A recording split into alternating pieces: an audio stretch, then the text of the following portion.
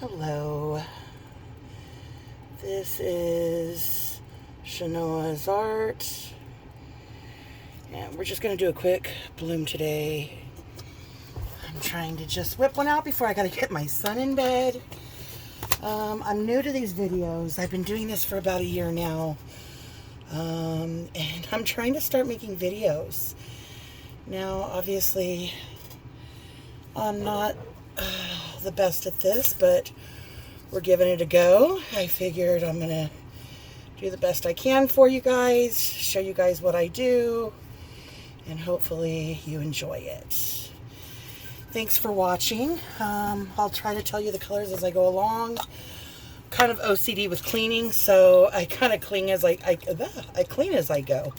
Okay, we're starting with golden acyrlic yellow or something mixed with Indian yellow, golden as well. So we're going to start with that in the center.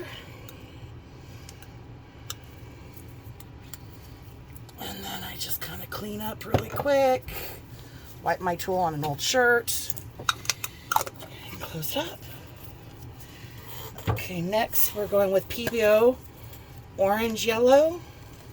Which is really cool, kind of flash, kind of almost looks like a gold.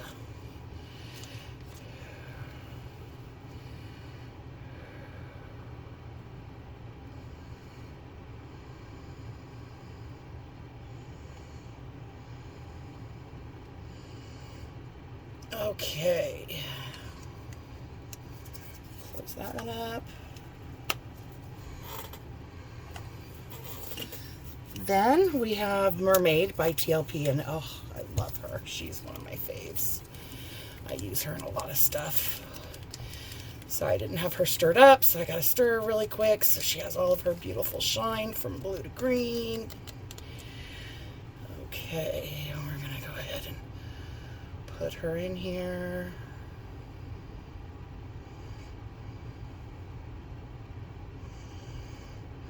Okay.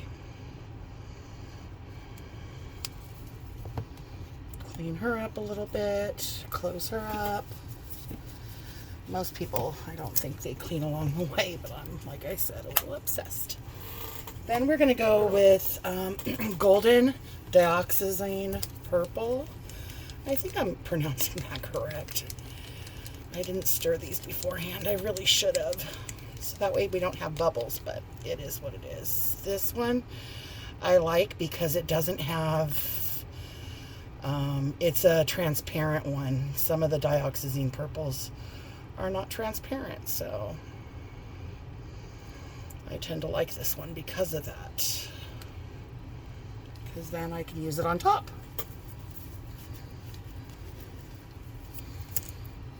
A lot of people say try to do transparents as you get to the top, or so that way you can see the other colors underneath. So if you're not using a transparent, I would recommend using a just a little bit of an opaque color.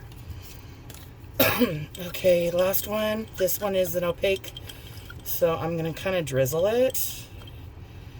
You know, it's a little thick. I got to thin it down a little bit here.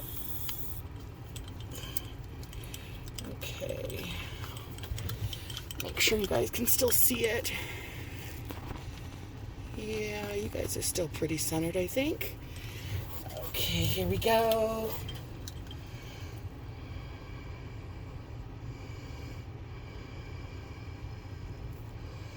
That one got a big blob, so hopefully that's not going to cover up too much because, like I said, opaques are going to cover what's underneath. But I will hopefully manipulate my glow enough to where it'll be okay. I'm using Payne's Gray by Amsterdam, and we'll go ahead and see how it works. I'm going to go ahead. You know what? Before I do that, let me get in here and get some of these bubbles gone. Bubbles kind of ruin your flow of things.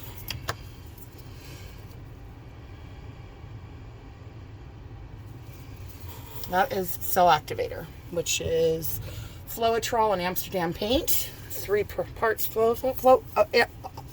Australian Floetrol to 1 part paint.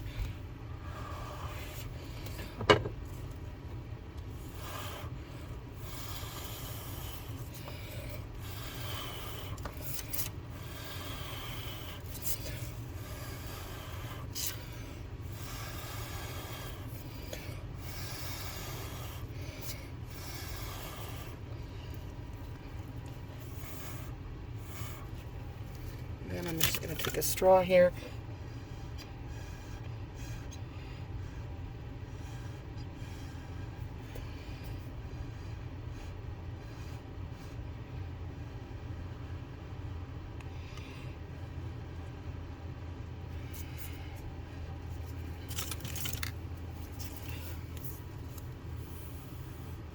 Okay, so now we're kind of going to let the paint do its thing.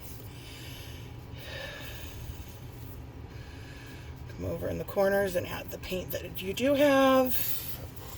And I'm going to pause for 1 minute here.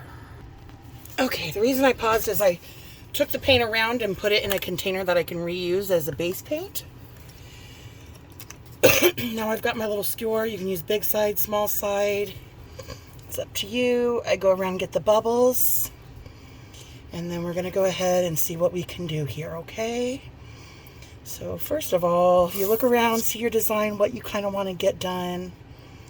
And what I want to do is kind of go through and through and through.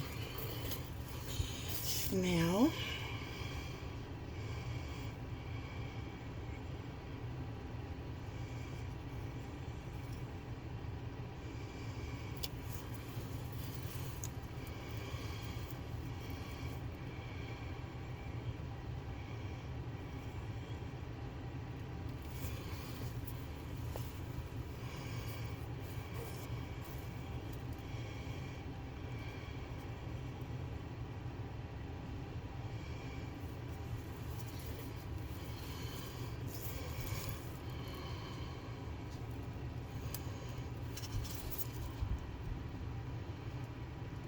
my workspace isn't level, so I've got to kind of manipulate the paint here and do what I need to do here to kind of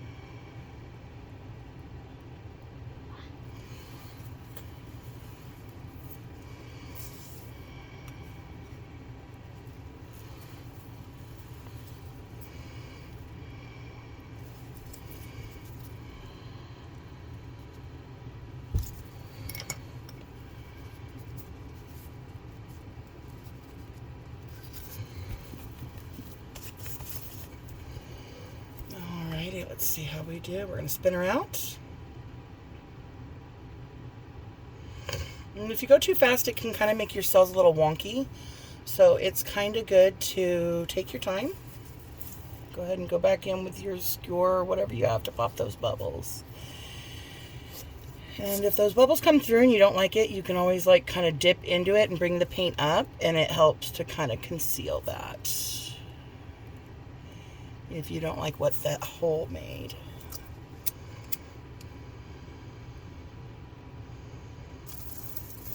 Never stop it fast. You kind of want to take your time, and as you're kind of doing things, you kind of want to come back in and make your little creations to make it even better. Sometimes it doesn't look great, so you want to kind of manipulate. Now, let's say you have a side you want off. This side you want off more. You want it to come more over. Bring it towards that edge of your spinner and spin again, actually. I tend to spin only one direction. I learned that from Lisa Marvin. She said your cells tend to go wonky if you don't go in one direction. So that's kind of something I got from her.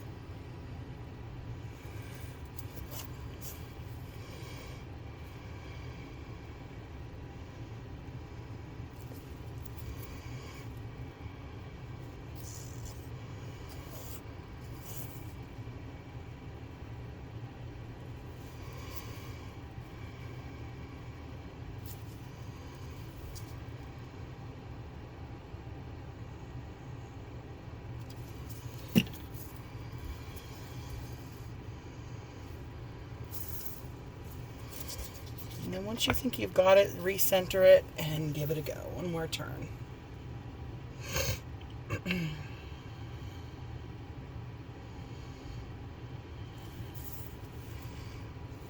Okay, now let's see if I can bring you in for a good look. Let's see here.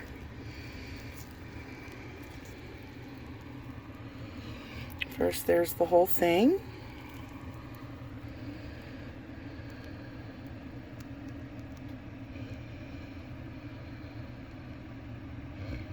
Thank you, Justin, for giving me your tips.